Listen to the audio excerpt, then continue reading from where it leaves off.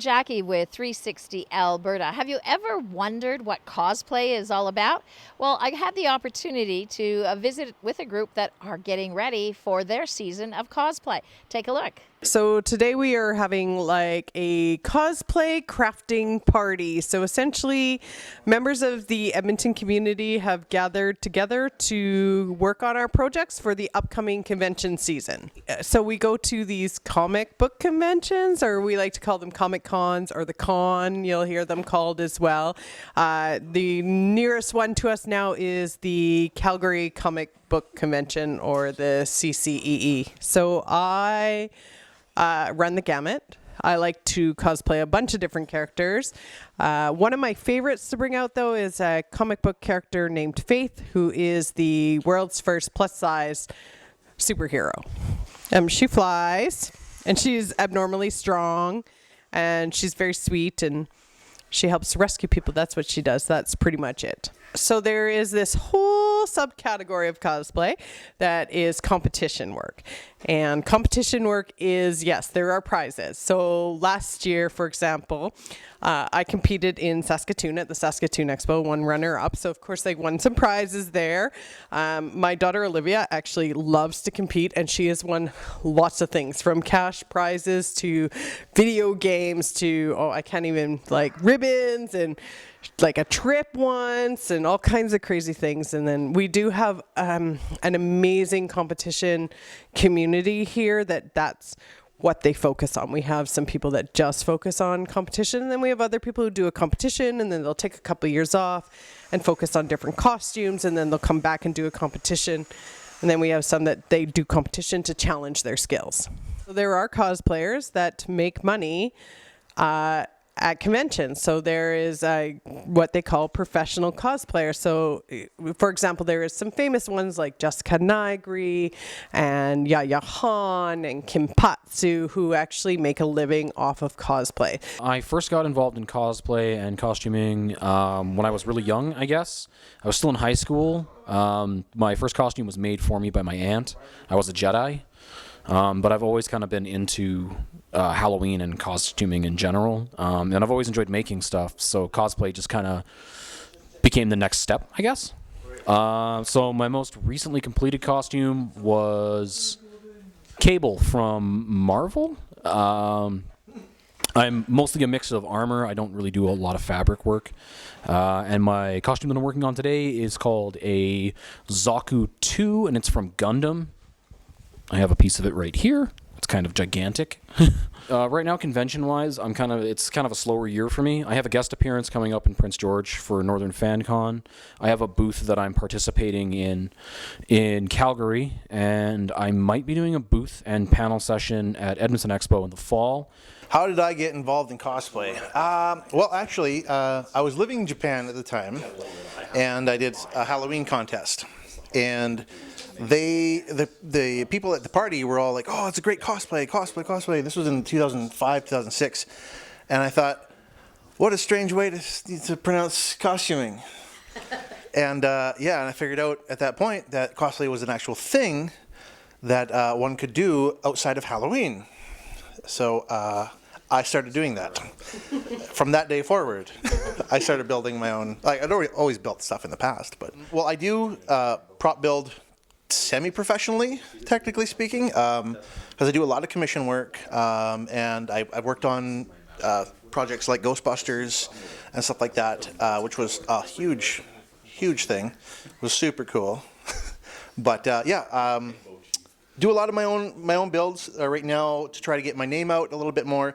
There's a gross kind of haunted concept that I've got in a variety of different weapons. This is just one of them as the example. Unfinished still. It's in the process of being finished. But yeah, it is fun. My trade technically is massage therapy. So I do that on the side as well. I do it more on the side than I do prop building on the side. So it's kind of cool. I'm originally from Winnipeg, and I'm kind of the opposite of Kilo. Kilo kind of became a professional. I kind of was a professional and then kind of tapered that off to make kind of my hobby, my passion, really. So I went the opposite way of Kilo. So in Winnipeg, I started off, I have a master's degree in human ecology, textile science, and I started off making costumes professionally for the theater groups in Winnipeg, and working with a Winnipeg film group that worked on professional productions that were in Winnipeg at the time. So I've done things like makeup on fringe plays and wardrobe mistresses for movie productions and NFB productions and all sorts of things that went that way. And then Winnipeg happens to have their con at Halloween. So it just so happens that I'm a geek who makes costumes, who shows up to a con around Halloween. So that's how I kind of got involved in cosplay. But if you really wanted to, like, when I started cosplaying was when I did a Death Star dress, which is the big, huge gown that people see walking around cons and bounce out of my way and that sort of thing. So that was my real first big cosplay, if I want to say it. I work for part of one of the Star Wars costuming leagues that are, they have what they call garrisons or legions all over the world. There's two sides to it. There's what's called the 501st Legion, or that is the bad guys, and then there's the Rebel Legion, which are the good guys. So this year I'm working on a costume for Rebel Legion, and they have very high standards for their costuming with regards to it has to look movie ready in order to be acceptable as a costume. So this year I'm working on a costume for Rebel Legion, which is a world's first, nobody else in the world has done it, depiction of Princess Leia from the now canon comics of Marvel. So that's what I'm working on. Go to a con, see what it's all about first. And by the time you're done, I can guarantee you're either going to walk away with some more friends, or you're going to be way more interested in it than I can.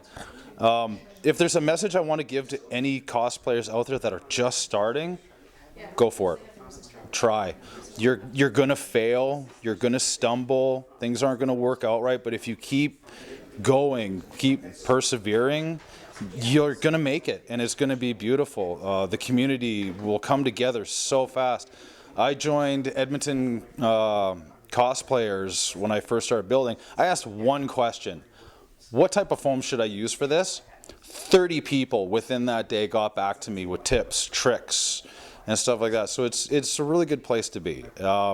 You'll never find anything else like it. I love what I do for a living. I'm a hairdresser by trade. I love to do hair. It's a creative medium. I love to creative people need to create, and I love to try different elements, different things to create and get my hands in, whether it be sculpting or sewing or painting or drawing.